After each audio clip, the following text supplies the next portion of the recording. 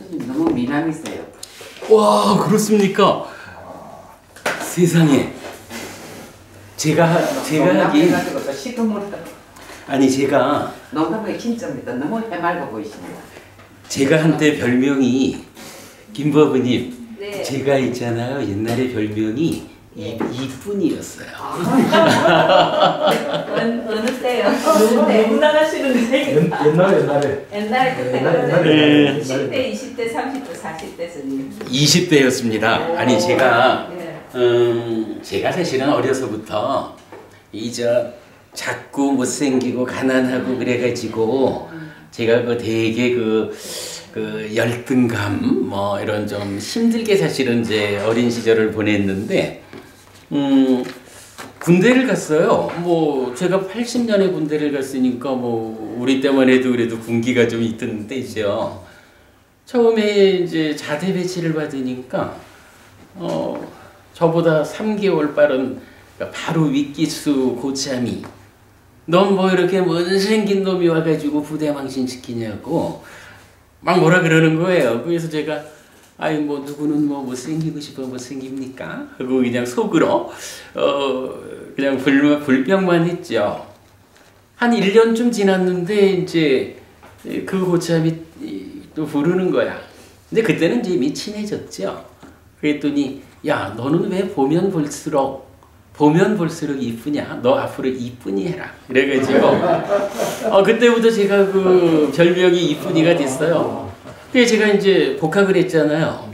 복학해가지고 불교 학생에 들어가가지고 이쁜이 선배로 이제 복학생이니까 이쁜이 선배로 불렸고 제가 이제 또 SK에 들어갔잖아요. 우리 연수원에서 연수 받을 때 이제 마라톤 선수들 하는 것처럼 이렇게 이제 하나를 붙이고 있었는데 거기에 이쁜이 딱 쓰고 그래서 진짜 20대 상당 기간을 제가 이쁜이라는 별명으로 살았었어요. 근데 이제 살다 보니까 이제 좀 나이가 좀 이게 들면서 조금 이제 나이에 맞는 모습이 좀 되어 가는가 봐요. 그래서 요새는 저보고 하여간 나이 60 먹어가지고 어째 글이 생겼냐 하는 사람은 없는 것 같아요. 그리고 진짜 이게 약간 좀 공부에 도움을 받는 건가 봐요. 저도 이제 이렇게 거울을 보다 보면 제가 어릴 때는 이렇게 눈매가 조금 날카로운 편이었거든요. 근데 요새는 거울을 보면 제 눈매가 굉장히 부드러워졌어요. 글쎄, 법우님들 보시기 어떤지 몰라도 제가 볼 때는 말소리하고 있는 게 음성하고 있는 게 스님들은 조금 틀리는 것 같아요. 글쎄요. 제가 아까 상대 올릴 때 딱 자, 아무튼 감사하고요.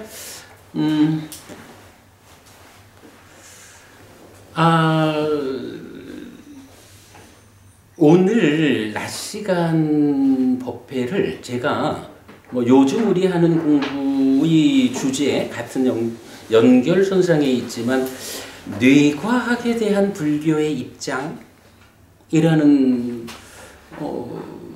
제목으로 잠깐 좀 말씀을 드려보려 합니다. 사실 요새 우리가 불교가 진리다, 불교가 참이다라는 주제의 경전들 공부하고 있잖아요.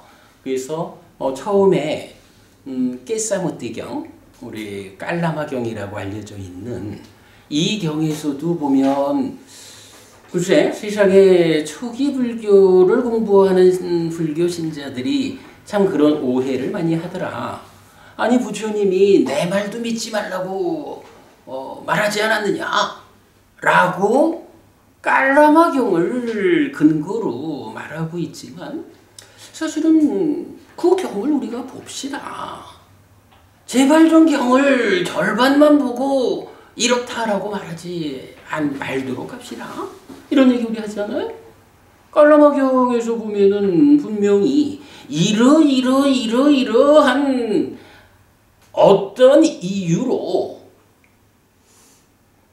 삶의 기준을 삼지 않아야 합니다. 오직 탐과 진과 치라고 하는 불선인 거, 그래서 우리 삶을 괴로움으로 이끄는 거, 이것이 생겨나지 않게 하는 가르침. 그래서 탐과 진과 치가 함께하지 않는 삶을 실현하도록 이끄는 가르침. 이런 가르침을 우리가 실천해야 합니다. 라고 공부의 기준을 제시하잖아요. 그리고는 그 공부의 기준대로 살아가는 사람이 있다라고 말하잖아요. 그게 누굽니까? 바로 나의 제자들이다. 부처님이 이렇게 말하잖아요. 그래서 부처님은 외도의 스승을 스승으로 모시는 사람들이라면 그저 나의 스승이기 때문에 라고 쫓아가서는 안 된다. 그 스승, 그대가 스승으로 알고 있는 그가 과연 삶을 향상으로 이끄는, 완전한 고멸로 이끄는 그러한 가르침을 설하고 있는지, 이런 부분에 대해서 잘 확인해서 길을 정해야 한다. 그런데 바로 그런 기준되는 길을 제시하고 실천하는 그런 무리가 있으니 바로 부처님, 나를 스승으로 하는, 나를 필두로 하는 불교라는 우리다. 이렇게 말씀하시는 게 사실은 꾀사무띠경, 깔라마경이잖아요. 그리고 지난주에는 동일한 주제에 속하는 살하경 보았죠.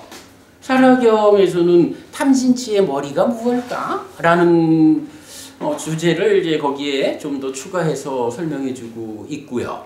그래서 원래는 오늘 이 꾀사무띠경, 살하경에 이어서 지난번에 드린 교재의 세 번째 경으로 밧띠아경이라는 경을 공부할 순서예요.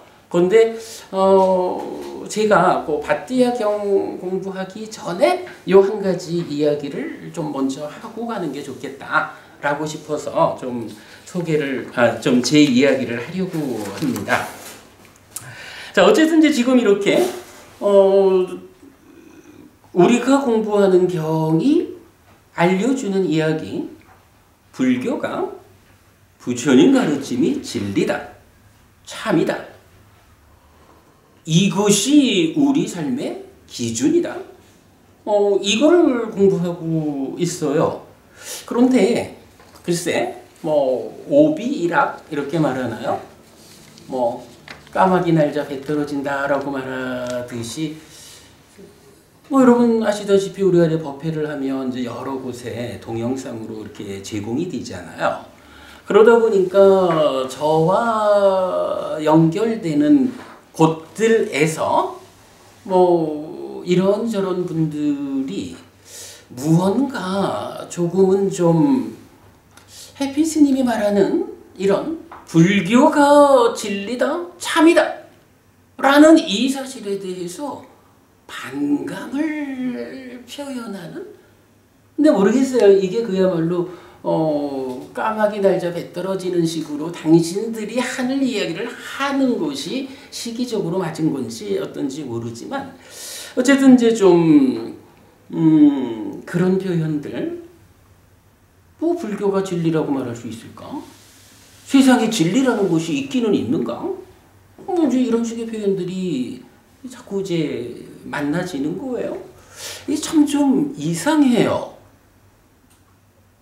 법운이 우리 오늘 처음 배웠습니다만은 법운님 이렇지 않겠습니까? 만약에 불교가 진리다, 참이다, 부처님 가르침이 내 삶을 향상으로 이끄는, 나에게 행복을 주는 바로 그 가르침이다 라고 법운님 믿지 못한다면 불교 신자일 이유가 있나요? 그거 좀 곤란하죠? 여러 가지 상황을 말할 수 있겠지만 저는 딱 그 부분에 대해서는 우리가 좀 분명히 해야 한다고 생각합니다. 내가 불교 신자다라고 말한다면 거기에는 분명히 부처님 가르침이 진리입니다. 부처님 가르침이 참입니다. 그래서 나는 오직 이 가르침을 배워서 알고 실천하는 사람이 기만하면 그 가르침이 이끄는 행복한 삶이 나에게서 실현되는 것입니다. 뭐 이런 믿음, 이런 알미 없이 어떻게 내가 불교 신자라고 말하면서 더 좀 황당하다라고 말하자면 그 불교 신자라는 사람들 안에서 그 불교가 사실은 진리가 아니에요. 세상에 진리가 어디 있어? 불교도 진리가 아닌 거요? 라고 말하면서 불교가 진리라고 믿고 부처님의 의지에서 살아가고자 하는 사람들을 회방해야 할까? 이런 생각도 좀 들어요. 사실 우리가 자리매김을 잘해야 할 필요가 있지요. 그래서 이제 제가 오늘 이 얘기를 좀 해야겠다라고 생각을 합니다. 물론 뭐 우리랑 이제 완전히 종교를 달리하는 만약에 기독교 신자들하고 우리가 만났을 때 세상의 진리는 창조주 하나님 여호와에 의한 하나의 진리가 있을 뿐입니다. 라고 그분들이 주장한다면 나는 당신과 생각이 다릅니다. 라고 우리가 토론을 할 수 있어요. 당연하죠. 나는 불교 신자니까 부처님 가르침이 진리입니다. 이 심오한 삶의 끝에까지 닿은 깨달음에 의해서 삶의 그 심오함 전체 영역을 드러내 알려주시는 것이 불교입니다. 라고 우리는 주장할 거고, 우리 입장에서 보면 삶의 끝까지 접근하지 못하다 보니까 당신이 보아내지 못한 그 한계의 지점에다가 창조주 하나님 여호와를 설정하고 이 여호와가 진리입니다 라고 말하는 그분들이지만 그분들 입장에서는 우리랑 시각이 다른 거예요. 이러한 진리로서의 창조주가 계시는데 그와 다른 말하는 불교는 틀렸다라고 말하는 것은 그분들 입장에선 타당해요. 그래서 우리가 그분들하고 생각해보자. 어떤 것이 사실일까? 대화가 가능한 거예요. 근데 그렇게 아예 다른 종교를 가졌다라고 스스로를 드러내지 않는 가운데 똑같이 불교 신자인데 불교 신자이면서 불교가 진리가 아니라고 이렇게 말하는 건 좀 문제가 있다 라는 시각인데, 요즘 보면 그런 주장을 가장 강하게 나타내는 일련의 사람들이 있다. 누굴 것 같아요? 변법부님 요새 이런 불교 안에 있으면서 불교보다 더 기준돼야 하는 것으로 무언가를 내세우는 이런 사람들 어떤 분들일까요? 사실은요, 뇌과학을 하는 분들이 요새 보면 좀 그래요. 지난 봄엔가 제가 이런 이런 그 동영상을 하나 만들어 올렸죠. 진제 스님과 해민 스님에 대한 강병준 교수의 비판에 대한 해피 스님의 비판. 이래 해서 진제 스님이나 해민 스님이 상견을 가진 사람이다. 상견을 가진 그들은 불교 신자가 아니다 라고 주장하는 강병준 교수님.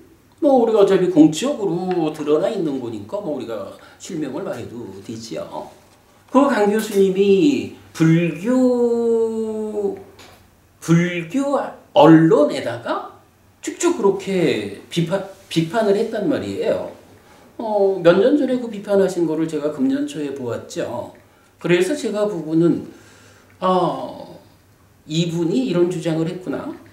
근데 이제 거기서 한 가지 문제가 됐던 게, 그 강 교수님이 진제 스님이나 해민 스님이 상견을 가졌으므로 라고 문제 제기를 한 거까지는 우리가 뭐 그 타당성을 말할 수가 있겠어요?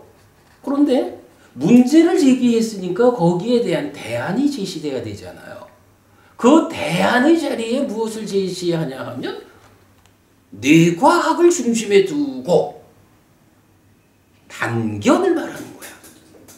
부처의 가르침에 의하면 윤회 없다는 거예요. 그런 주장을 불교 언론지에다가 불교 언론에 실은 거예요. 그래서 제가 이제 그걸 보고는 그렇게 제2의 비판을 한 거죠. 뭐 이런 비판까지는 뭐 교리적으로 타당하다, 인정할 수 있다.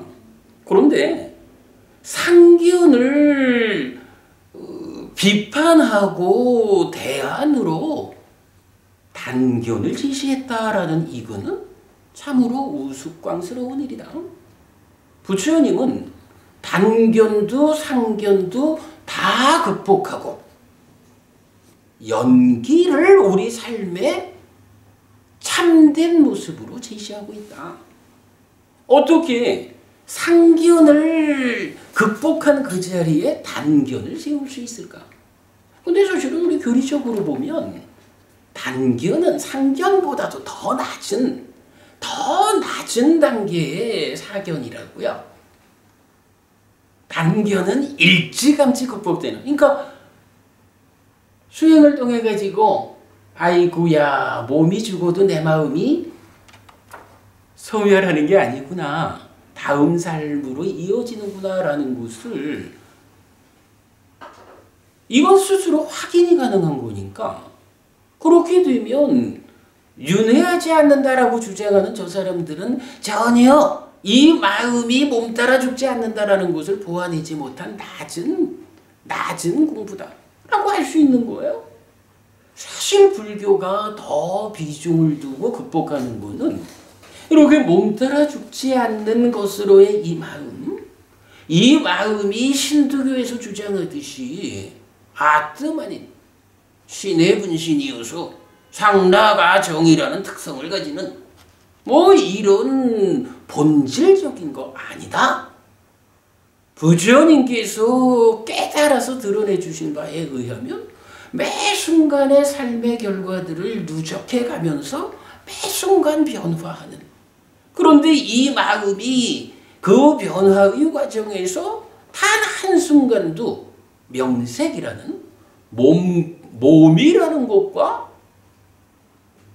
분리될 수 없는 몸과 마음이 식과 명색이 서로 조건되어서 반드시 함께 할 수밖에 없는 이런 특성 때문에 명색이라는 몸이라는 이것이 수명이 다해서 떨어져 나가면 그 순간 새로운 몸, 새로운 명색을 만나서 또 다음 생으로 연결되고 연결된 가운데에서도 계속적으로 삶의 과정을 누적하면서 변화하는 뭐 이런 무아적이고 연기적인 삶의 과정을 설명하잖아요. 이래가지고 윤회 없다라고 말하는 단견도 일찌감치 극복되고 윤회하는 자로서의 식이라는 이 마음이 사실은 힌두교가 말하는 아트만 아니라 이거 무아인 것이고 연기라는 12연기의 과정을 통해 가지고 이렇게 윤회하는 거다. 그래서 불교는 그 윤회하는 중생의 삶의 영역을 청산하고 벗어나는 것, 해탈하는 것. 다시는 태어남을 조건으로 늙어야 하고 죽어야 하는 이런 근본적인 괴로움까지도 다 청산한 그러한 삶을 실현하는 것이 불교다. 뭐 이렇게 되는 거잖아요. 근데 어떻게 엉뚱하게 상견을 극복하지 않는 그 자리에 단견을 세우느냐고. 그래서 이제 그게 제가 강병균 교수에 대한 해피 스님의 비판으로 설명한 거죠. 뇌과학이 참 만만치 않습니다.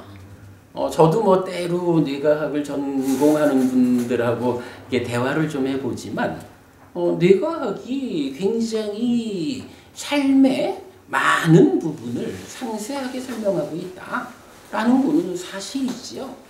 뭐 그러다 보니까 이제 많은 사람들이 글쎄 이렇게 표현하면 어떨지 모르지만 경을 통해서 부처님을 만나는 일에 충실하지 못한 분들이라고 해야겠죠. 나를 불교를 확고히 하지 않은 상태에서 뇌과학이라고 하는 아주 세밀한 매력적인 학문을 접하다 보니까 이게 으뜸이요? 세상에 뇌과학이 참이지 어떻게 불교가 참이요? 2600년 전에 부처님이 뇌라는 것이 이렇게 생겨먹은 줄, 뇌 안에서 이런 작용들이 진행되고 있는 줄 부처님이 그거 알았겠어? 이런 식의 표현까지를 써가면서 불교 안에서 불교를 편폐하는 이런 경우를 많이 보게 됩니다. 뭐 이제 이건 뭐 제가 그렇게 메모를 좀 했네요. 이분들의 주장을 좀 보면 이렇게 되는 거예요. 뇌과학이 참이다. 그러면 뇌과학과 괴를 달리하는 불교는 참이 아니다. 이런 얘기를 하는 거죠.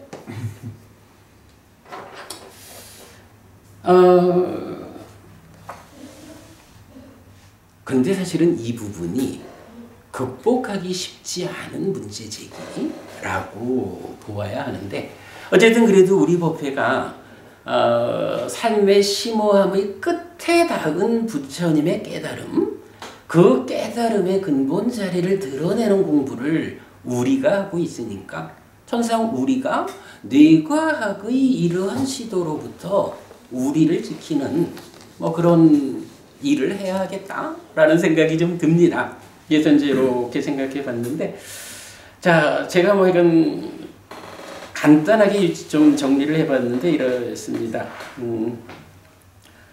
자, 지금 말씀드린 이런 점에서 뇌과학에 대한 불교의 입장을 두 가지 측면으로 정리해 보았습니다.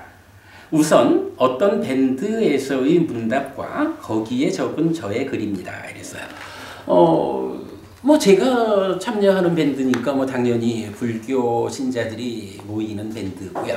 그 밴드에서 오비일학처럼 제가 요즘 계속 우리 법회에서 불교가 참이다, 불교가 진리다 라는 이런 법회 동영상을 올리다 보니까 뭐 이건 오비일학식이겠죠. 이런 뇌과학과 관련한 글들이 계속 많아지고 있어요. 그런 주장들, 뭐 때로는 저의 어떤 표현에 대해서 저에 대한 어떤 반박의 성격의 글로도 이렇게 이제 제시가 되고 있는데, 요번에는 이런 문답이 하나 있었어요. 뭐 이렇게 이제 뇌과학 이런 이야기를 좀 하시고는 한 분이 특히 일부 불교학자나 승려들의 잘못된 가르침에 현혹되면 안 된다. 이런 표현을 하셨어요. 그래서 제가 이제 그 부분, 구체적으로 어떤 잘못된 가르침인지 알려주시면 좋겠습니다. 라고, 제가 이제 요청을 했죠. 분명히 이제 그런 글인 거예요. 뭐 일부 불교학자나 승려들의 잘못된 가르침에 현혹되면 안 된다라고 했으니 나도 그 일부 잘못된 승려에 속하는지 모르잖아요. 그래서 이제 구체적으로 어떤 잘못된 가르침일까라고 알려달라 했더니 이렇게 말씀을 하셨어요. 뇌과학에 밝혀진 내용에 위배되는 내용들. 이거는 이렇게 봐야 되죠. 불교 승려가 어떤 이야기를 하는데 그 이야기가 잘못된 가르침일까 아닐까? 그래서 잘못된 가르침이라면 현혹되지 않아야 한다. 그런데 그 잘못된 가르침이 어떤 가르침일까요? 라고 하니까 뇌과학이 있어서 뇌과학이 밝혀낸 어떤 내용이 있다 이거야. 근데 그것에 위배되는, 그것과 다른 이야기를 한다면 이것은 잘못된 가르침이어서 거기에 현혹되면 안 된다. 그건 딱 이 얘기죠. 뇌과학이 참입니다. 그러니 뇌과학에 위배되는 다른 이야기를 하는 중은 곤란합니다. 이 얘기를 하는 거죠. 딱 이 얘기예요. 뇌과학이 참이고 불교가 참이 아니다. 제가 이제 그래서 조금 말을 했어요. 제가 뭐 따지려 드는 것은 아닌데 어쩌다 보니 불편을 드리는 게 아닌가 싶어 걱정입니다. 이런 표현은 어떨까 싶습니다. 부처님은 오직 고와 고묘를 말합니다. 뇌과학이 접근하는 어떤 성과에 대해서도 그것이 참이라면 그 참된 알을 가진 자가 그 참된 알을 사용해 괴로움을 만들 것인지 행복을 만들 것인지의 측면에서 부처님은 행복을 만드는 길을 제시하는 것입니다. 뇌과학이 현재 밝혀낸 내용이 참인지 아닌지는 시간이 더 지나 결정될 수 있을 것입니다. 그러나 그것이 참인지 아닌지가 불교에 적용해 잘인지 잘못인지를 가늠할 기준이 될 수는 없습니다. 뇌과학과 관련한 불교의 영역은 그 암과 관련한 삶을 괴로움으로 이끌 것인가 아니면 행복으로 이끌 것인가입니다. 비유하자면 자연과학의 발전은 더 무서운 전쟁 무기가 되기도 하고 문명의 이기가 되어 인류의 삶을 향상하기도 하는 것과 같습니다. 이런 측면에서 뇌과학을 비롯한 자연과학 전반에 대한 입장을 정리하는 것이 불교 신자에게는 필요할 것이라는 생각입니다. 물론 어림도 없는 주장들을 내놓은 사람들에 대한 지적이시라고 알고 있습니다. 그래도 이런 측면에서의 지적도 함께하면 도움될 것 같아서 또 한 자 적었습니다. 감사합니다. 이렇게 제가 마무리를 했는데 요 내용을 가지고 제가 두 가지 측면에서 오늘 말씀드리는 뇌과학에 대한 불교의 입장을 간략하게 뒤에 한번 사실은 뇌과학이 굉장히 영향력을 가지고 불교 안에 들어와 있기 때문에 언제든 우리가 한번 시간을 내 가지고 좀 상세하게 뇌과학에 대한 불교적 입장을 정리할 필요는 있을 것 같아요. 그냥 오늘은 그냥 간단하게 이런 입장으로 한번 접근해 보자 하는 소곡만 말씀드려 보겠습니다. 자, 그래서 제가 방금 읽어드린 내용을 가지고 두 가지로 생각을 해본 겁니다. 자, 첫째로 뇌과학이 현재 밝혀낸 내용이 참인지 아닌지가 불교에 적용해 잘인지 잘못인지를 가늠할 기준이 될 수는 없습니다. 이렇게 말했는데 이건 뭐냐 하면 현재 뇌과학을 공부하는 신봉하는 그분들 입장에서는 뇌과학에서 말하는 어떤 이야기들에 대해서 이건 확실한 거. 사실은 저도 그분들의 발표 자리 또 이렇게 대화를 좀 해보지만 사실은 웬만해가지고는 불교 신자들이 그 문제점을 지적하면서 불교가 참이요! 라고 말하기가 쉽지 않을 정도로 깊이 있게 대화를 하는 것도 사실입니다. 그럴 때에 저는 이런 이야기를 하고 싶은 거예요. 뇌과학이 지금 어떤 주장을 하고 있는데 그 주장이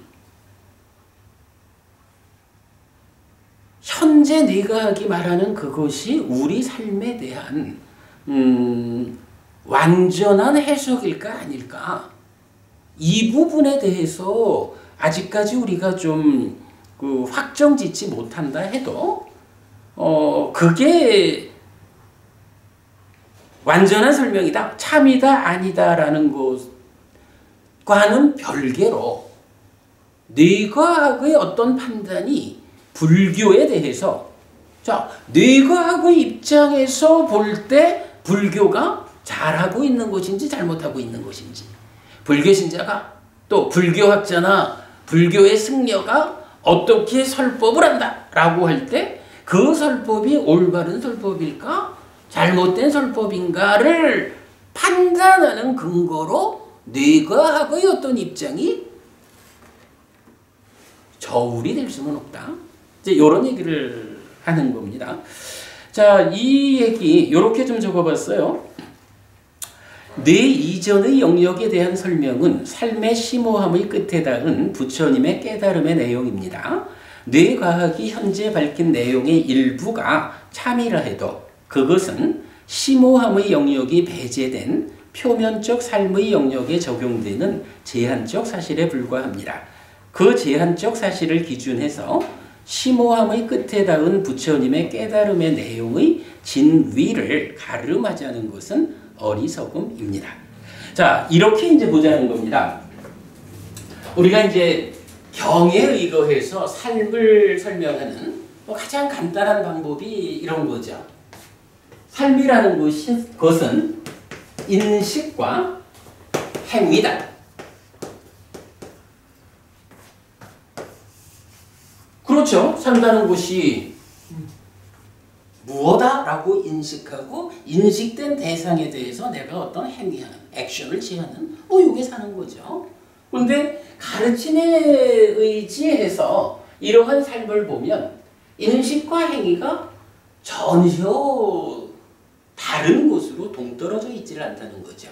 그래서 행위도 인식으로 연결이 되고 인식도 행위로 연결되어 있다라는 것을 경전은 말해준다는 거죠.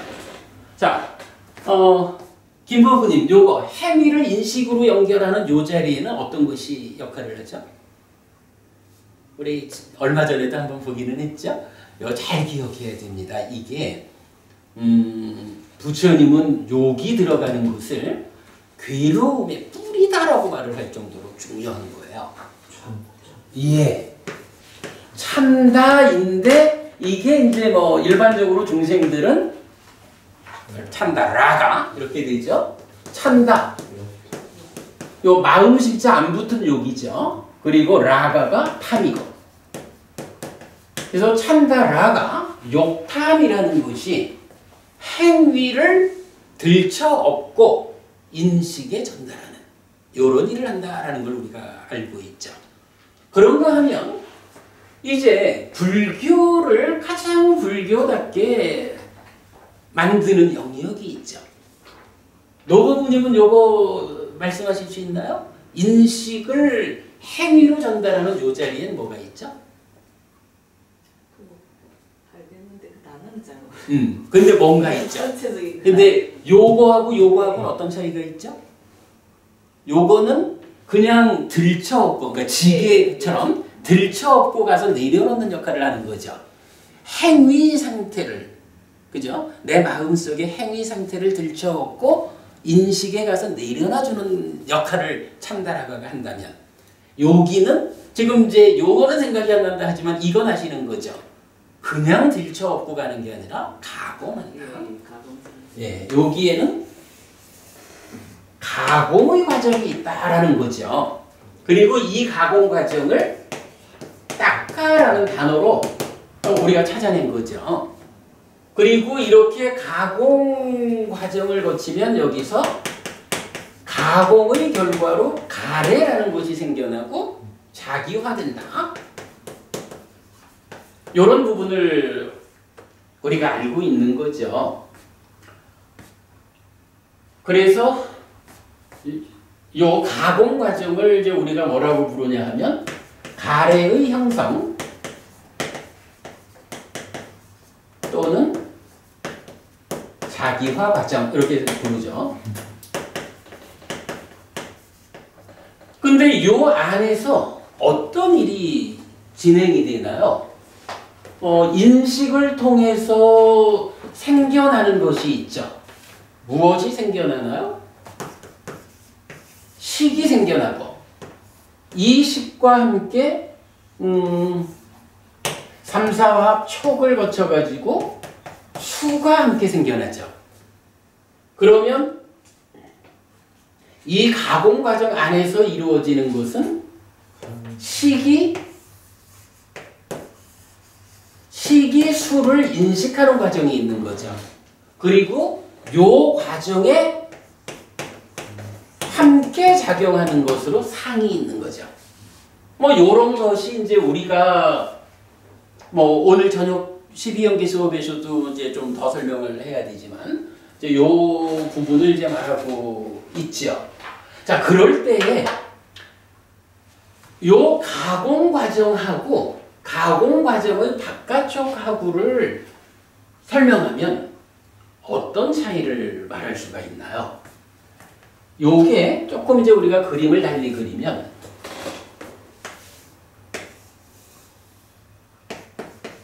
닦아라고 하는 가공의 과정이 있어요. 그런가 하면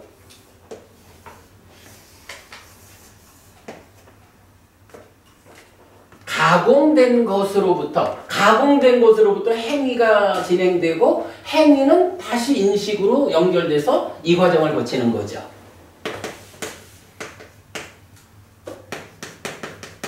이런 과정을 거치는데 여기에서 결정적으로 놓치면 안 되는 것이 뭐냐 하면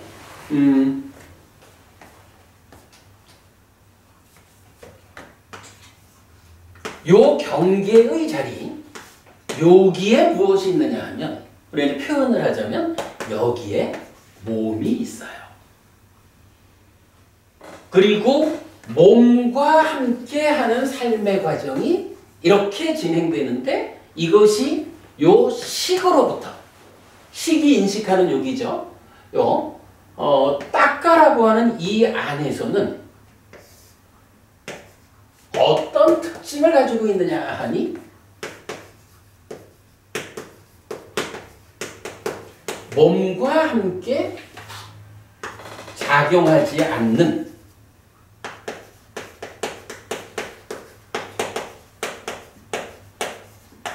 영역이다. 이런 특성을 가지고 있거든요. 여기 뭐 글쎄 우리 이제 법부님 같으면 오늘 처음 보시니까 좀 그냥 그러려니 하셔요. 근데 우리 다른 법부님들은 그래도 이렇게 인식작용이 육내입처와 육외입처의 인식작용을 통해서 식이 생기고 이런 부분들이 알잖아요. 이럴 때에 내입처라는 것이 식과 근이 함께한 거고 요 근은 안근, 이근, 비근, 설근, 신근이라는 몸을 포함하고 그래서 이 인식은 몸과 함께하는 것이다. 그런데 몸과 함께하는 식이 내입처라는 이름으로 식을 새끼치는데 이렇게 출산된 식은 어때요? 이제부터는 식이라는 마음이 몸과 함께 새끼쳤다. 그러나 새끼쳐진 식은 이제 더 이상 몸과 함께 어떤 작용을 하지 않는 거죠. 마음 혼자 작용하는 이런 부분을 우리가 그간 공부해서 아는 거죠. 그래서 그렇게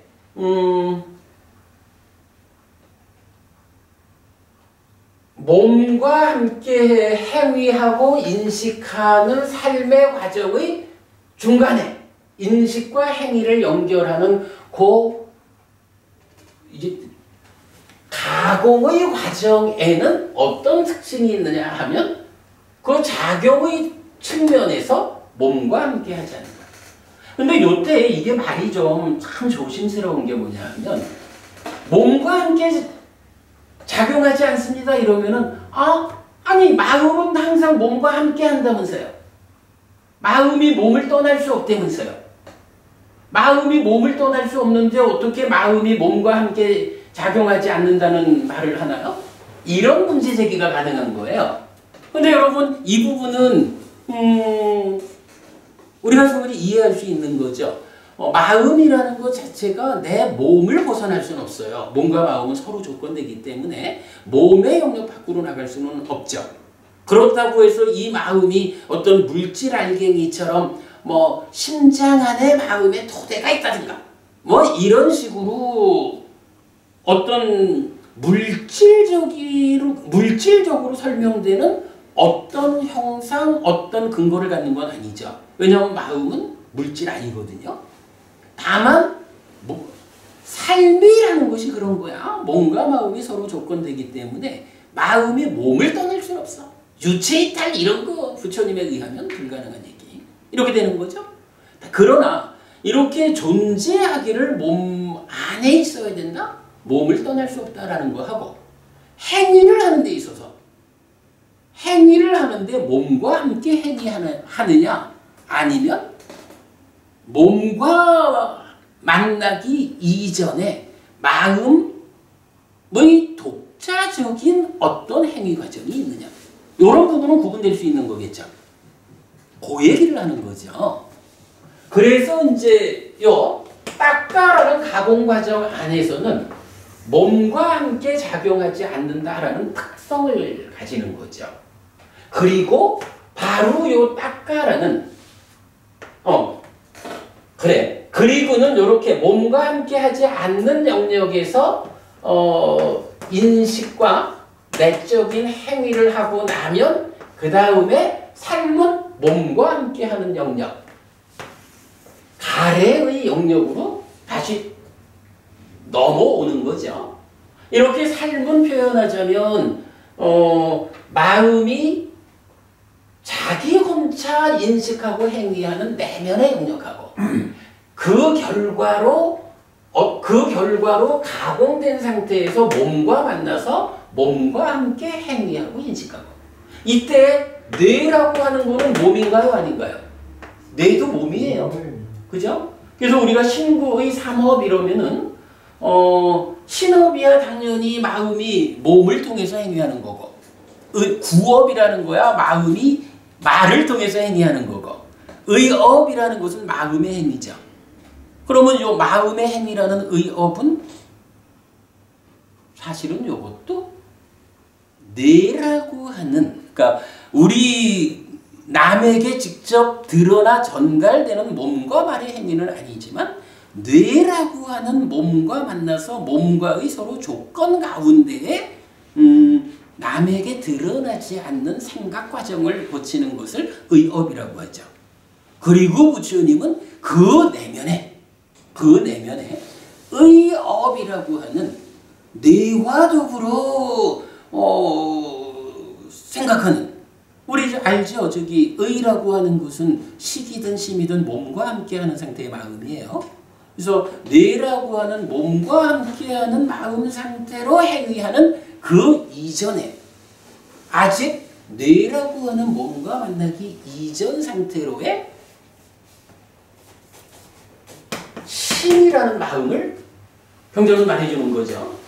이렇게 이제 그 몸과 함께하지 않은 내면의 이야기가 있다는 거죠. 그리고 우리가 분명히 아는 거는 바로 이 몸과 함께 작용하지 않는 마음 혼자 작용하는 그 영역 이 부분을 보아낸 유일한 자가 있으니 부처님이다 이거죠. 부처님께서 바로 요 몸과 함께 하지 않는 내적인 인식과 행위의 영역 이것을 보아내고 그 안에서 어떤 일이 전개되는지 그 안에서 전개되는 것에 어떤 문제가 있어서 가래가 생겨나고 자기화되어 가지고 괴로움을 만드는지 이 부분을 완전히 보아내고 그 과정의 문제를 해소한 것이 염호 이탐 소멸이라는 해탈의 과정 이렇게 깨달음을 완성하는 거잖아요. 근데 이게 이제 불교고 이게 불교에서 말하는 깨달음의 그래 핵심 그 마지막 과정이고 이게 우리가 말하는 삶의 그 심오함의 끝에 닿은 그런 가르침이잖아요. 그런 부분을 우리가 이해하게 되면 이제 뇌과학이라고 하는 부분에 대해서는 뇌과학이 어떤 주장을 할 때 그것이 참일까 아닐까 하는 부분에 대해서 우리가 쉽게 뇌과학의 어떤 주장을 참이라고 인정하기 곤란하다라고 우리 입장을 가지는 데는 사실은 이런 부분이 있는 거예요. 뇌과학을 우리가 자세히는 모르지만 그쪽에서는 모든 것의 근본 자리에 뇌를 둔다고요. 뇌 안에서 뭐 어떠한 정기적인 작용에 의해서든 뭐 어떠한 뭐 이런 복잡한 지난번에 한 번은 그 발표하시는데 보니까 진짜 기가 막히게 상세하게 발표를 하는데 엄청 우레와 같은 박수가 나오고 하던데 그러나 그 자리에서 분명한 거 하나는 뇌과학은 뇌라고 하는 몸 뇌라고 하는 법님 물질 이것을 극복하려 하지 않는 거예요. 삶의 모든 것의 출발 자리에 뇌라고 하는 물질로 된 어떤 것을 세워놓고 있다고요. 그리고 이제 마음이라고 하는 것을 그 뇌 안에서 생겨나는 어떤 작용, 어떤 현상 이렇게 설명을 하고 있거든요. 그러면 이제 여기서 제가 이게 참일까 아닐까에 대해서 참이라고 우리가 인정할 수 없다라는 부분은 어디에 있는 건가요? 바로 여기에 있는 거예요. 부처님은 뇌라고 하는 몸과 만나기 이전의 상태, 몸과 만나기 이전에 나의 그 내면 심오한 영역에서 어떤 과정을 거쳐가지고 식이라는 마음이 심으로 몸집을 부풀리고 그게 다시 가래가 되어서 몸과 함께한 상태인 가래가 되는지 이런 부분을 부처님은 설명하고 있단 말이에요. 이제 우리가 뇌와 만나기 이전 몸과 물질과 함께하기 이전의 영역에 대한 부처님의 설명을 아는데 물질 위에서 모든 것의 출발을 제시하는 뇌과학에다가 어떻게 참이라고 인정할 수 있냐고요. 사실은 제가 이제 계속 그 말씀을 드리는 거죠. 불교 신자들이 불교를 공부하면 불교를 바르게 알면 뇌과학이 말하는 어떤 부분들을 상당히 긍정적으로 우리 삶에 적용해서 뇌와 관련한 물질 영역에서 발생하는 문제를 해결하는 데 도움을 받을 수 있어요. 그러나 그걸 넘어서 가지고 그 뇌과학이 참이고 부처님이 2600년 전에 어떻게 뇌가 이렇게 생겼고 이렇게 작용하고 하는 걸 알았겠어? 라고 부처님까지 부정하는 목소리를 내가면서 그렇게 뇌과학을 앞장세우려 한다면 그거는 불교적인 입장에서는 말이 안 되는 거예요. 이제 우리가 부처님 가르침을 이해하는 입장에서 보면 아니 저렇게 내면에서 가공되는 것에 의해서 지배받고 있는 몸과 함께하는 영역을 놓고 어떻게 그 상태를 지배하는 것으로의 이 가공 과정 부처님 깨달음의 본질 자리를 배제하고 불교를 말할 수 있을까? 이런 부분을 우리가 생각할 수 있게 되죠. 그래서 우리 어쨌든 중요한 건 그거예요. 우리가 불교를 공부해야 됩니다. 박법부님 근데 우리가 불교를 공부해야 되는 이유는 명확하잖아요. 우리가 불교 신자잖아요. 그죠? 불교 신자가 불교 공부를 안 하고 불교를 모르다 보니까 엉뚱하게 불교를 부정하는 것을 앞장세워가지고 불교를 그 진리성을 훼손하는 이런 일을 하고 있다라는 것은 이건 참 문제죠. 오늘 제가 이런 길게 설명드릴 형편 아니라서 요 부분 요 정도로 이제 넘어가지만 뒤에 언젠가 한번 요 부분 좀 자세히 정리해서 말씀드리도록 하겠습니다. 그래서 요 얘기가 근데 사실은 좀 어렵긴 어려운 주제인가 봐요. 서울에서 이제 저랑 같이 공부하시던 제뚜 법부님이라는 제가 이제 우리 빨리 법명을 제뚜라고 지어드린 법부님이 계셔요. 그 법부님이 참 공부를 열심히 하는 분인데 얼마 전에 11월 중순쯤이에요. 그러니까 진짜 얼마 전이지. 홈페이지 우리 무아 동영상에다가 이런 댓글을 쓰셨어요. 한번 들어보셔요. 안녕하세요 스님. 식과 명색은 서로 조건되는 것이어서 식은 명색 없이 혼자 존재할 수 없다고 하시는데 다른 법회에서 종종 출산된 식과 이후 과정에서 생겨나는 심은 몸과 함께 하지 않는 마음이라고 말씀하고 계시니 혼동이 되네요. 이 어떤 혼동이라는 거죠?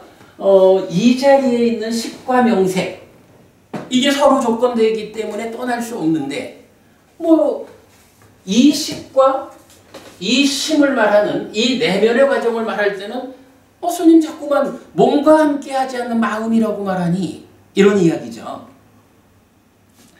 그렇다 보니 1차 인식에서 몸과 함께 하기 전에 육식, 안식 내지 의식은 어떻게 있는지와 의식은 의근을 포함한다는 것도 잘 이해가 안 됩니다. 법회에 참석해서 공부할 때는 이해되는 것 같기도 했는데 요새 서울 법회를 안 하니까 법회에 오지도 못하고 동영상만으로 공부하는 불편함이죠. 제가 이렇게 답변 드렸어요. 출산된 식과 이후 과정에서 생겨나는 심은 몸과 함께 하지 않는 마음이라는 것은 작용의 측면에서 몸과 함께 하지 않는 것을 의미합니다. 그렇게 이제 답을 해드렸는데 그러면서 네 보부님 이것이 예민한 주제라 저도 정확히 표현하려고 하는데 이전에 때때로 그렇게 말해진 경우들이 있습니다. 마음이 몸과 함께 하는 것, 몸 안에 있는 것은 벗어날 수 없는 특징입니다. 다만 마음의 작용 중 깊은 영역, 즉 작용의 측면에서 몸과 함께 하지 않는 독자적 작용의 영역이 있다는 것입니다. 이렇게 설명드렸는데 이게 우리 제또 부부님 굉장히 열심히 공부하시고 참 공부를 참 잘하시는 분이시고 아주 특징적으로 대단한 기독교 신자셨어요. 옛날에 말씀하시기를 우리 왜 지하철 타면은 예수 믿으셔요 이러는 사람들이 있잖아요. 그런 일도 직접 나서서 하실 만큼 아주 적극적이고 활동적인 기독교 신자셨는데 나중에 길을 바꿨고 길을 바꾼 상태에서 이제 우리 공부를 만나가지고 아주 공부를 잘하고 있다 고맙다 이렇게 말씀하시는 분이셔요. 근데 이제 이분도 이 부분에서는 헷갈린다는 거예요. 이런 심오한 영역에서 어떤 일이 진행된다는 것일까? 이제 그런 부분이죠. 그 다음에 이제 제가 지난주 서울 가서 법부님 뵙고 왔는데 또 이렇게 이제 다시 댓글을 주셨어요. 그간 공부하면서 식에 대한 이해가 부족했나 봅니다. 23일 스님과 함께한 차담회 자리에서 근이 뇌를 포함하는 몸 전체라는 설명과 식은 물질이 아니어서 위치를 특정할 수 없다는 말씀을 듣고 귀가하는 중에 모든 의심이 사라지고 비로소 1차 인식에 대한 완전한 이해에 도달하게 되었습니다. 스님께 감사할 따름입니다. 이렇게 이제 댓글을 주셨어요. 하여간 이 주제가 어렵기는 어려운 주제인가 봐요. 그러나 여러분 하여간 우리가 요렇게 기본적인 거는 보도록 하자고요. 우리 삶이라고 하는 것을 두 가지 영역으로 나누어 설명할 수 있다. 한 가지 영역은 몸과 마음이 행위하고 인식이라는 두 가지 영역을 함께하는 삶의 과정이 있고 부처님이 보아내신 특별한 영역 하나는 그 영역, 그러한 삶 가운데에 아주 삶의 내면, 심오한 영역에서는 몸 안에 있지만 몸과 함께하지 않은 마음의 독자적인 인식과 행위, 그 영역이 있다.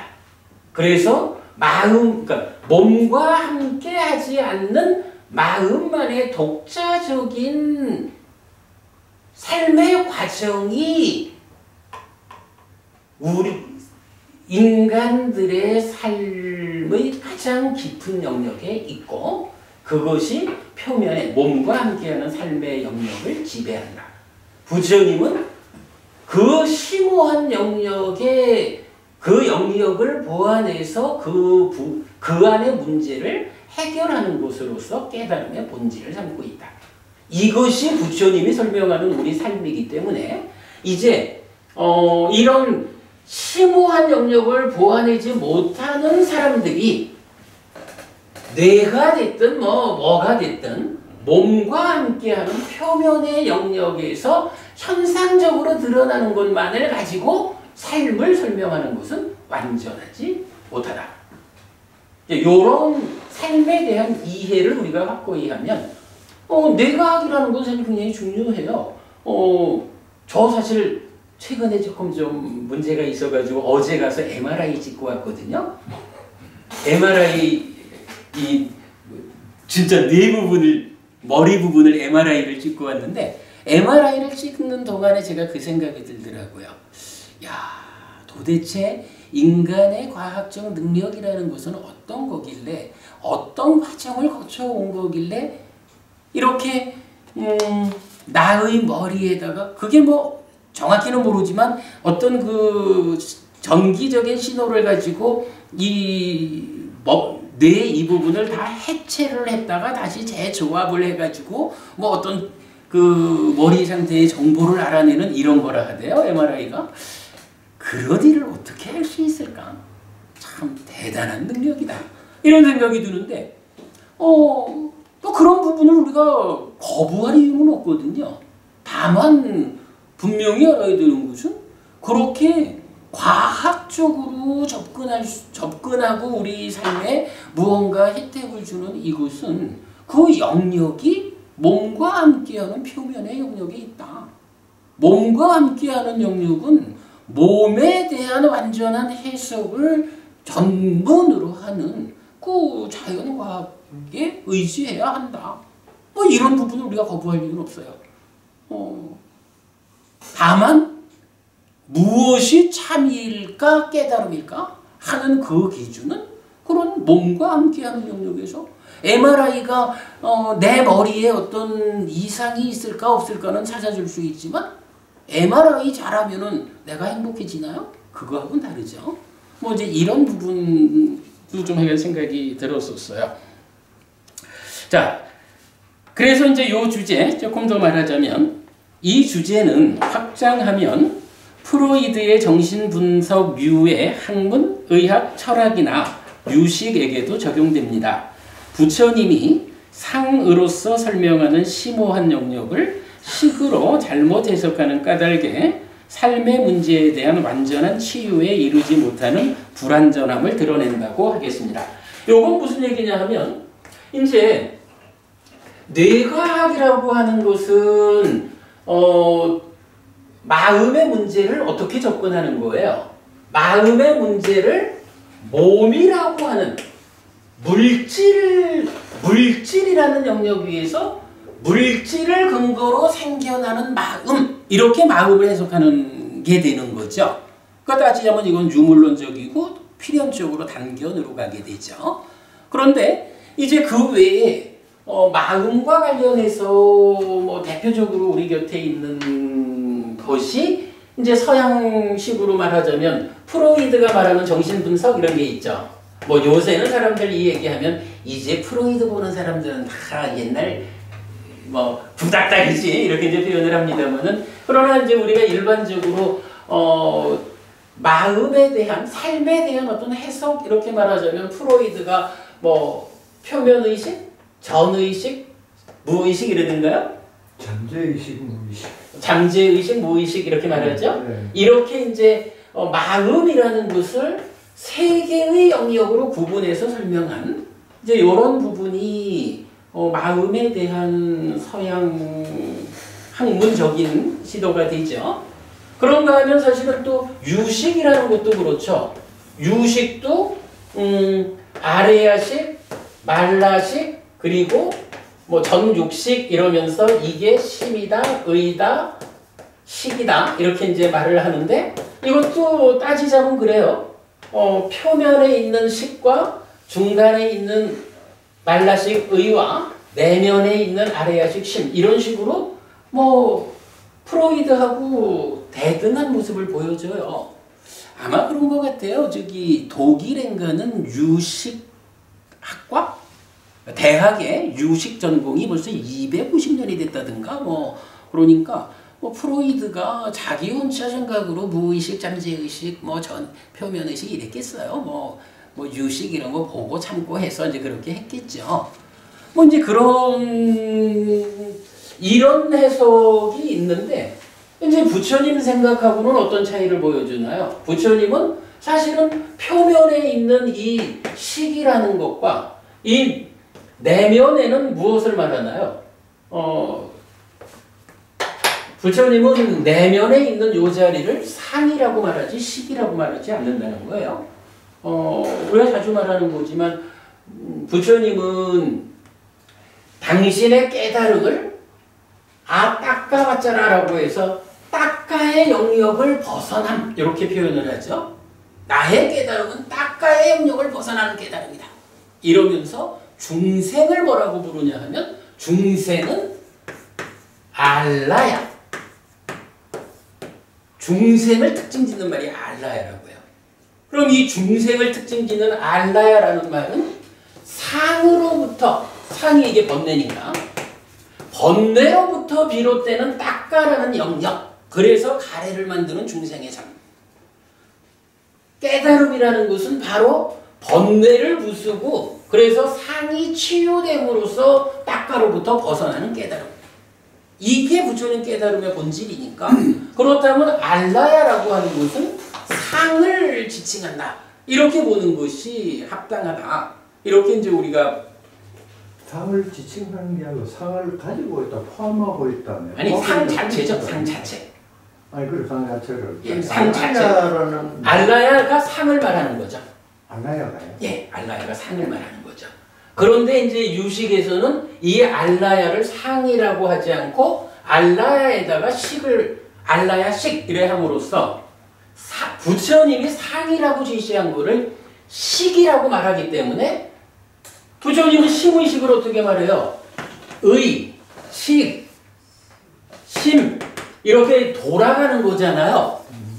그죠? 심의식이 이렇게 돌아가는 거거든. 그런데 유식에 오면 어떻게 돼요? 심의식이 심의식 이렇게 입체적인 모양을 보여주잖아. 이게 뭐냐 하면 상을, 그러니까 알라야라는 것이 상인데 이걸 식이라고 말하니까 이 깊은 영역을 식이라고 알레야 식이라고 함으로써 모양이 달라지는, 그게 프로이드한테로 연결되는 이런 개념으로 봐야 될 거예요. 자, 하여간 이제 뭐 그런 부분까지를 좀 우리가 요런 부처님 깨달음의 본질은 몸과 함께 하지 않는 마음의 작용 영역, 그 부분에 있다. 요거를 보지 못하는 상태에서 뇌에서 발생하는 표면적인 몸의 영역, 물질의 영역에서 발생하는 현상을 보아내고는 그게 마치 삼모드를 보아낸 것처럼 그것이 참이다. 그러므로 그것과 다른 이야기를 하는 불교는 참이 아니다.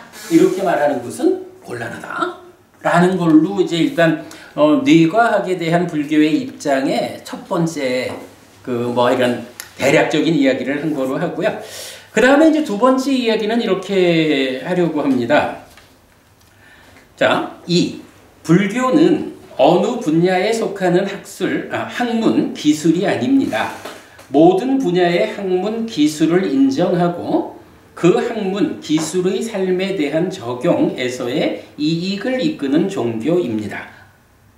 경은 다양한 학문, 기술에 능숙한 사람들을 설명합니다. 제가 이것도 용례를 좀 뽑아봤는데 경전에 보면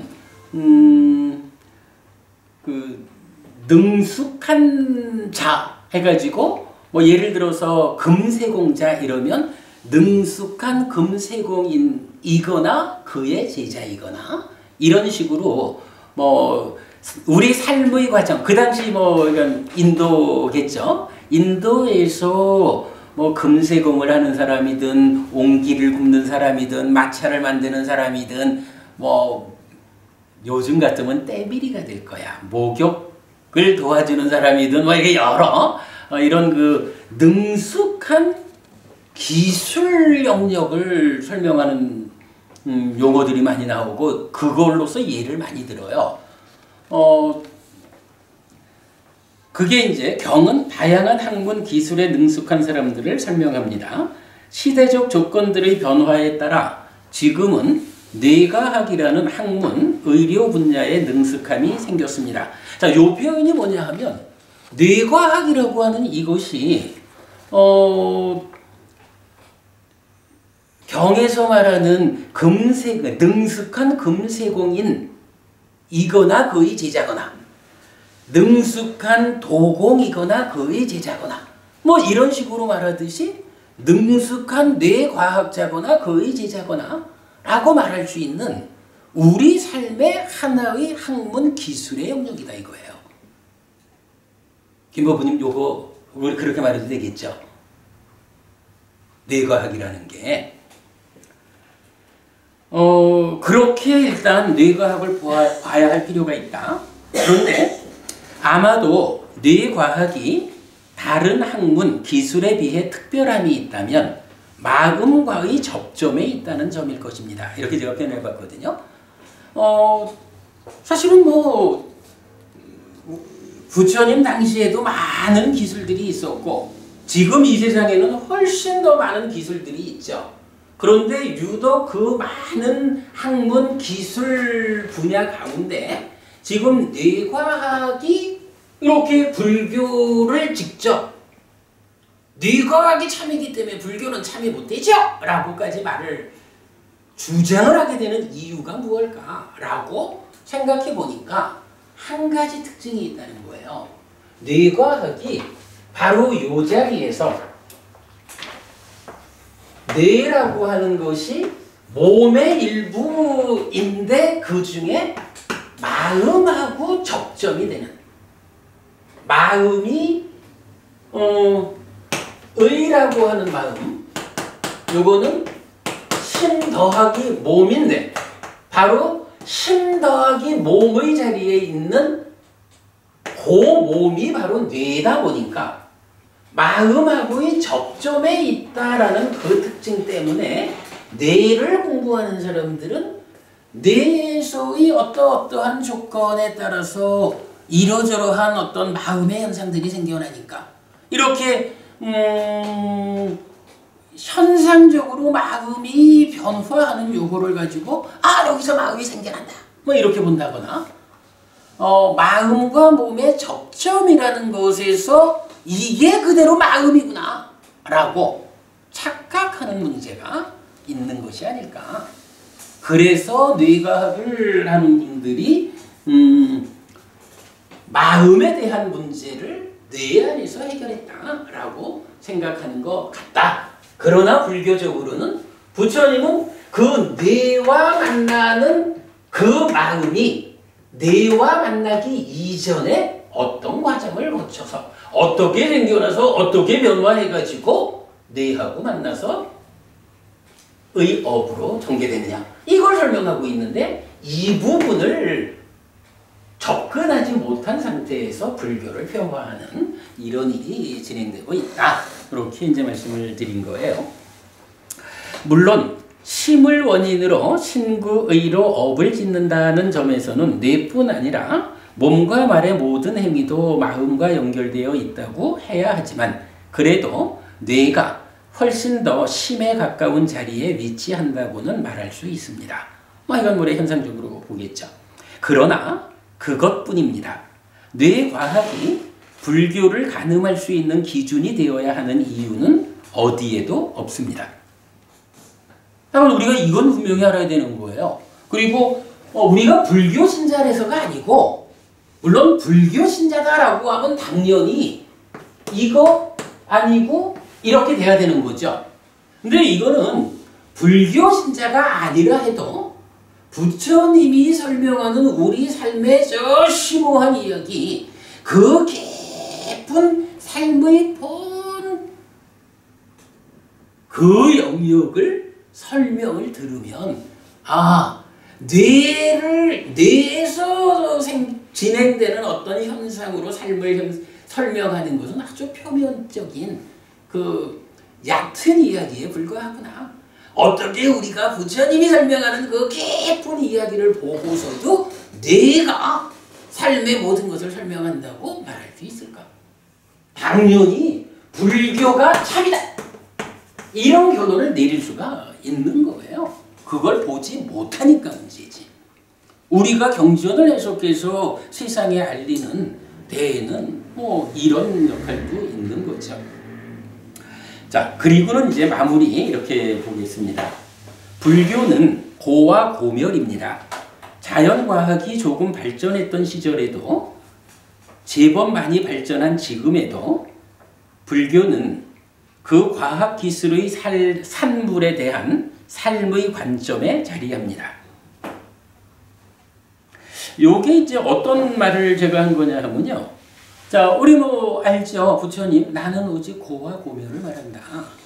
그래서 세상에 누가 뭐 어떤 이야기를 하더라도 결국은 그대가 말하는 그거, 그대가 알고 있는 그거, 그대가 실천하는 그거, 그것이 중요한 것은 그대의 삶을 또는 다른 사람들의 삶을, 많은 생명들의 삶을 괴로움으로 이끌 것이냐, 행복으로 이끌 것이냐.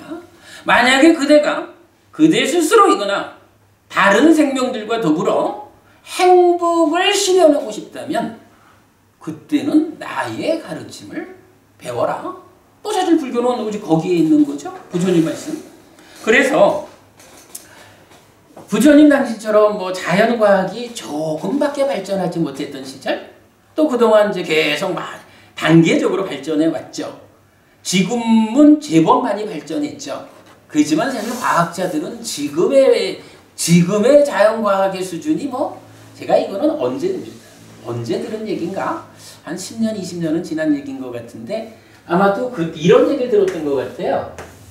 이런 나무가 있다면 그 당시에 자연과학의 발전 정도가 겨우 나무의 껍질을 파고들은 겨우 뭐 몇 퍼센트 이 굵은 나무의 껍질을 겨우 닿은 만큼 자연과학이 발전했다. 뭐 이렇게 말했던 것을 들은 기억이 있어요.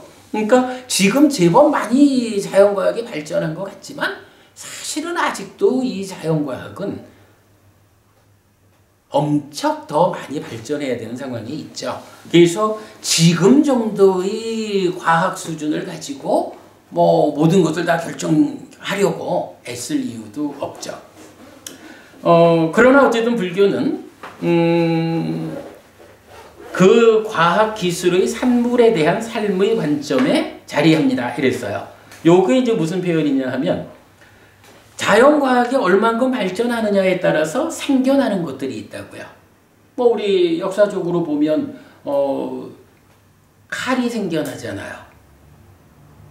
그 다음에 총이 생겨나고 대포가 생겨나고 나중에는 원자탄도 생겨나고 근데 원자탄이 생겨나서 큰일 난 줄만 알았더니 나중에 그게 원전으로 또 탈바꿈을 해가지고 전기 문제를 풀어주기도 하고 그런가 하면 또 그게 문제를 일으키면 커다란 화근이 되기도 하고 뭐 이래야죠. 불교는 자연과학이 어떻게 발전하느냐 그래서 그게 뇌과학까지 미쳤느냐 이런 쪽에는 별 의미가 없다는 거예요. 자연과학이 얼만큼 발전을 했든 간에 그 발전한 만큼의 자연과학이 주는 성과가 이 성과가 내 삶에 괴로움을 줄 거냐 행복을 줄 거냐 어떻게 하면 자연과학이 만들어내는 이 성과물을 가지고 내가 나와 우리가 함께 행복할 수 있도록 활용할 것이냐 어떤 방법이 있어서 이런 성과를 고멸로 이끌 것이냐 불교의 자리는 거기에 있다라는 거지 이 과학이 얼마만큼 발전했느냐 과학이 이렇게 발전했기 때문에 불교는 더 이상 쓸모가 없잖아. 이거는 그야말로 빵점짜리 접근이다. 불교의 본질을 꿰지 못하는 거다. 그런 이야기를 이제 저는 하는 거죠. 자, 물질 문명의 이기들에 대한 일어남 사라짐, 매력, 위험, 해방의 측면에서 얻어진 깨달음이고 같은 측면에서 생명들의 행복을 고멸을 지향하는 종교입니다. 이랬어요. 여러분 저 나중에 우리 요 깨달음 교재 나중에 좀 참고하세요. 이 깨달음 교재 중에 보면 깨달음의 선언과 관련한 경전 용례 중에 깨달음의 선언의 근거가 되는 교리 이래가지고 매력, 위험, 해방, 일어남, 사라짐, 매력, 위험, 해방 이런 부분을 설명하고 있는데 경전 한 가지만 읽어보면 이렇습니다. 자, 매력, 위험, 해방을 말하는 경전들. 비구들이여 깨달음 이전 깨닫지 못한 보살이었을 때 나에게 이런 생각이 들었다. 무엇이 땅의 요소의 매력이고 무엇이 위험이고 무엇이 해방인가? 무엇이 물의 요소의 매력이고 무엇이 위험이고 무엇이 해방인가? 무엇이 불의 요소의 매력이고 무엇이 위험이고 무엇이 해방인가? 무엇이 바람의 요소의 매력이고 무엇이 위험이고 무엇이 해방인가? 라고 비구들이여 그 나에게 이런 생각이 들었다. 땅의 요소를 조건으로 생기는 즐거움과 만족이 땅의 요소의 매력이다. 땅의 요소가 무상하고 고이고 변하는 것이라는 것이 땅의 요소의 위험이다. 땅의 요소에 대한 욕탐의 제어와 욕탐의 버림이 땅의 요소의 해방이다. 내지 지수화풍 반복. 비구들이여 이 네 가지 요소들의 매력과 위험과 해방을 이렇게 있는 그대로 실답게 알지 못한 때까지는 비구들이여 나는 신과 마라와 범천과 함께하는 세상에서 사문 바라문과 신과 사람을 포함한 무리를 위해 위없는 바른 깨달음을 깨달았다고 선언하지 않았다. 이제 이렇게 나오는데 요런 그 매력과 위험과 해방이라는 이 세 가지 관점에서 지금 지수화풍 이 얘기는 뭐예요? 물질적인 것들을 그렇게 보았다는 거죠. 그리고 뭐 기타 이제 여러 가지로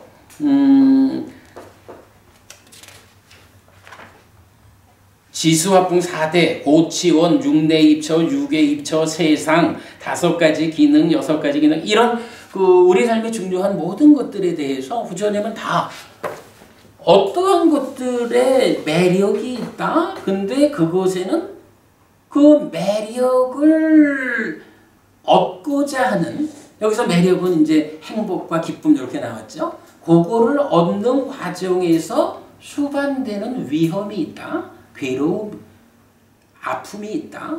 그러면 그 아픔을 겪지 않기 위해서는 벗어나야 하는데 벗어난다는 건 무엇이냐? 그 매력을 주는 그것에 대한 욕탕을 제어하는 것이다. 이제 이렇게 말하는 건데 이게 부처님 깨달음을 대표하는 개념이라는 거거든요. 요거 이제 제가 늘 그 말하죠. 그 행복이라는 것에는 행복 그 이면의 이야기가 있다. 그래서 행복을 얻기 위해서 우리가 그 과정을 정당치 못하게 진행할 때 바로 행복을 얻는 과정의 부작용으로 생겨나는 괴로움이 있다. 그래서 바르게 공부하는 불교 신자는 부작용으로 생겨나는 괴로움이 최소화되는 가운데 행복을 만드는 이런 삶을 사는 것이 정당한 불교 신자다. 이런 얘기를 이제 계속 하잖아요. 지금 이제 바로 그 얘기를 하는 겁니다. 물질이라는 것이 어차피 우리 삶이 물질로 된 세상을 함께 하는 거죠. 떠날 수 없죠. 자, 아까 우리 말하듯이 칼이 있을 때는요. 이 칼이라고 하는 것이 칼이 생겨나기 전에는 참 자르는 일을 하기가 굉장히 어려웠겠죠. 그러나 칼이라는 것이 생겨나니까 자르는 일을 쉽게 하는 데서 커다란 매력이 생긴 거죠.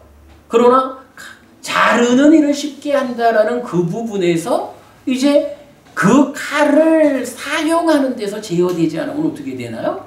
이게 다른 생명을 죽이는 무기가 된단 말이죠.